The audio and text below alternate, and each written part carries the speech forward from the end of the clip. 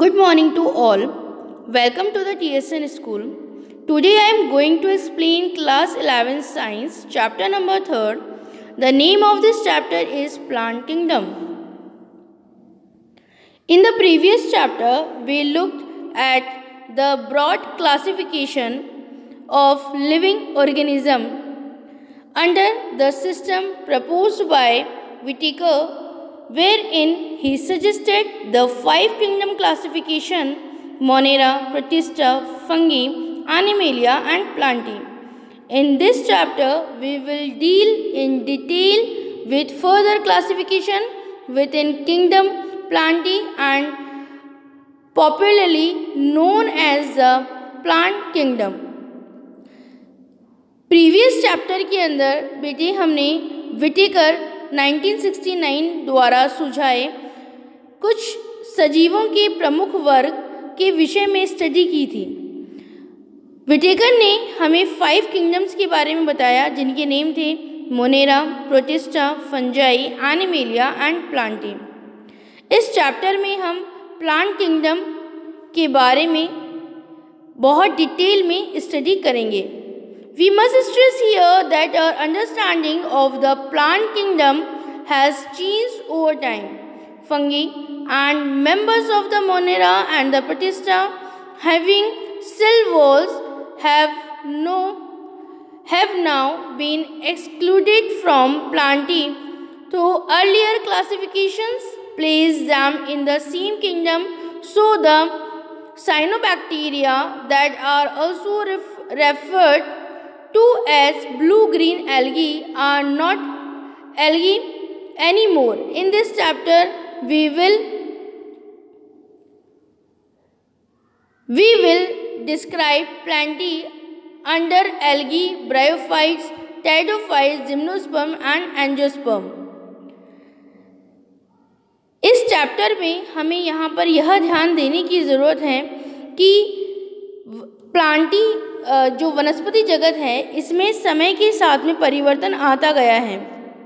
Fungi यानी कि कवक तथा मोनेरा एंड प्रोटिस्टा वर्ग के सदस्य जिनमें कोशिका भित्ति यानी कि सेल वॉल प्रेजेंट होती है अब प्लांटी वर्ग से निकाल दिए गए हैं। वे पहले दिए गए वर्गीकरण के अनुसार एक ही जगत में होते थे, इसीलिए साइनोबैक्टीरिया जिन्हें कि हम नीलहरी शैवाल कहते हैं अब वो शैवाल नहीं है। इस चैप्टर में हम प्लांटी के अंतर्गत शैवाल, ब्रायोफाइटा, टेरिडोफाइटा, जिम्नोस्पर्म और एंजियोस्पर्म की स्टडी करेंगे। Let us look at classification within angiosperms to understand some of the concerns that influence the classification system. The earlier system of classification used only gross superficial morphological character such as habit, color, number and shape of leaves, etc. They were based mainly on vegetative characteristics or on the endoecium structure. Such systems were artificial. They spreaded the closely related species since they were based on a few characteristics. Also, the artificial system gave equal weightage to vegetative and sexual characteristics. This is not acceptable since we know that often the vegetative characters are more easily affected by environment as against the natural classification system developed, which were based on natural efficiencies among the organism and consider not only the external feature but also internal features like ultrastructure, anatomy, embryology and photochemistry. Such a classification for flowering plant was given by George Bentham and Joseph Dalton Hooker. इस तंत्र को प्रभावित करने वाले बिंदुओं को समझने के लिए एंजियोस्पर्म के वर्गीकरण को हम सबसे पहले देखेंगे। पहले दिए गए वर्गीकरण में हम आकार के गुण जैसे कि प्रकृति, रंग, पत्तियों की संख्या, उनकी आकृति, इसके आधार पर वर्गीकरण करते थे। वे मुख्यतः वेजिटेटिव कैरेक्टर यानी कि जो उसके कायिक गुण हैं और जो उनके सेक्सुअल कैरेक्टर है, इसके अकॉर्डिंग वो क्लासिफिकेशन किया गया था। ऐसे वर्गीकरण आर्टिफिशियल थे क्योंकि उन्होंने बहुत ही समीप वाले संबंधित स्पीशीज को अलग कर दिया था। इसका कारण थे कि वे बहुत ही कम गुणों पर आधारित थे।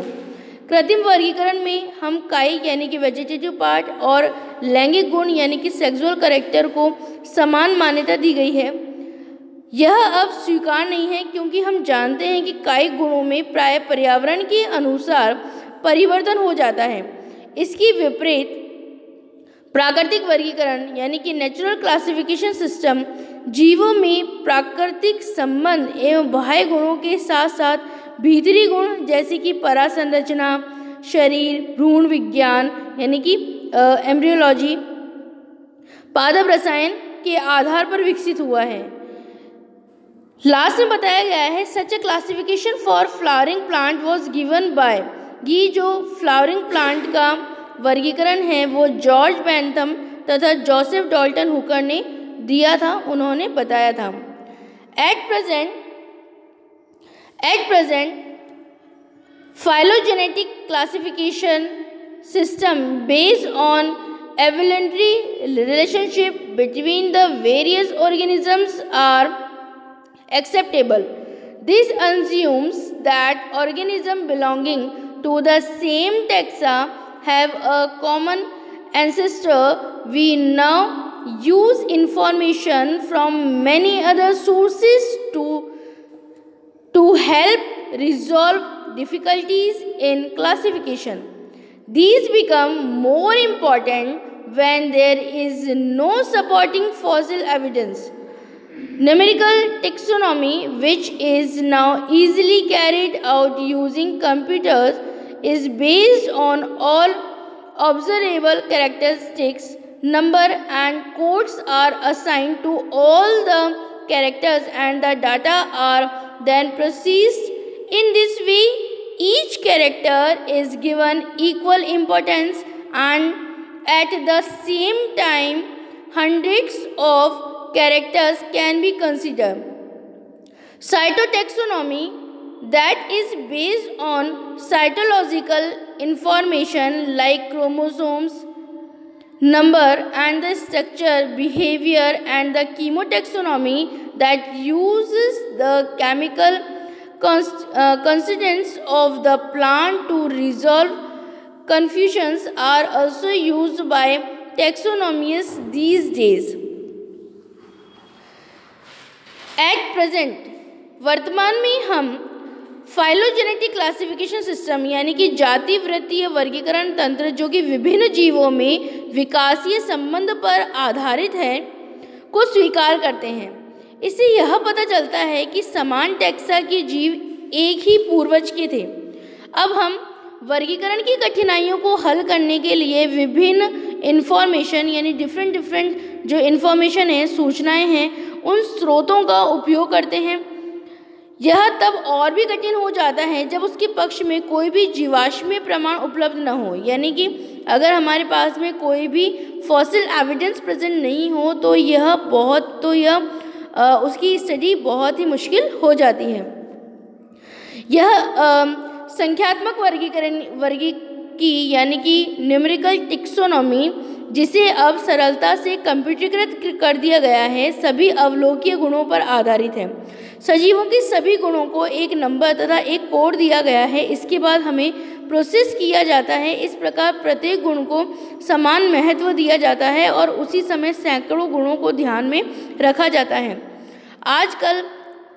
आजकल वर्गीकी विविध भ्रांतियों को दूर करने के लिए कोशिका वर्गीकी के कोशिकीय विज्ञानीय सूचनाओं को जैसे कि क्रोमोसोम की संख्या, उनकी रचना, उनका व्यवहार तथा रसायन वर्गीकी जो पादपों के रासायनिक कारकों का उपयोग करते हैं, इन सब का उपयोग क्लासिफिकेशन के अंतर्गत किया जाता है। तो पहले हमारे पास है 3.1 में शैवाल यानी एल्गी के बारे में algae are chlorophyll bearing, simple, thalloid, autotrophic and largely aquatic organism. They occur in a variety of other habitats, moist stones and soils and wood. Some of them also occur in association with fungi and animals. The forms and the size of algae is highly variable. The size range from the microscopic unicellular forms like Chlamydomonas to colonical forms like volvox and to the filamentous forms like Ulothrix and the Spirogyra. A few of the marine forms such as carps forms massive plant bodies.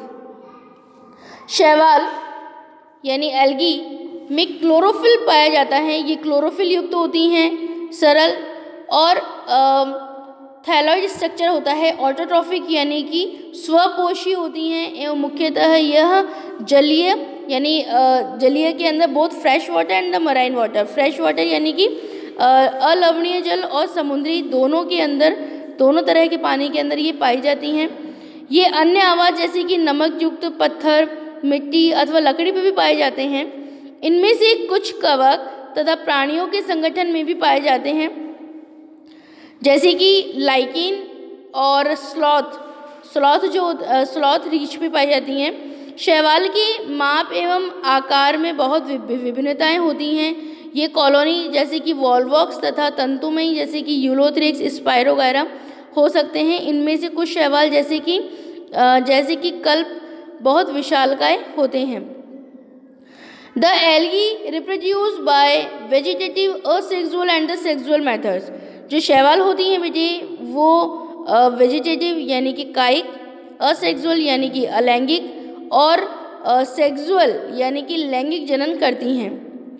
Vegetative reproduction is by fragmentation, each fragment develops into a thallus.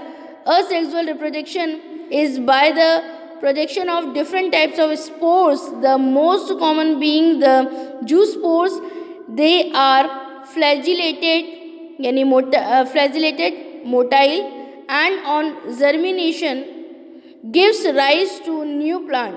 Sexual reproduction takes place through fusion of two gametes. These gametes can be flagellated and similar in size. Of number flagellated यानी कि non flagellated, non motile but similar in size as in Spirogyra. Such reproduction is called isogamous. Fusion of the two gametes dissimilar in size as in some species of Chlamydomonas is termed as angiogamous. Fusion between one large non-motile female gamete and a smaller motile male gamete is termed oogamous. Example volvox and fucus.